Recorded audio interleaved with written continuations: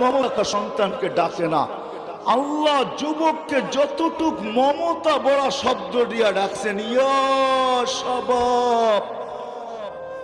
আমার কাছে শব্দ নাই, কসম খোদা, যদি আমার কাছে শব্দ থাকতো বা আমার কাছে যদি আধ্যাত্মিক কিছু থাকতো, তাহলে আমি তোমাদেরকে এটার ভিতরে কত টন মমতা আছে, কত লক্ষ টন মমতা দিয়ে আল্লাহ তোমাকে ডাকছেন।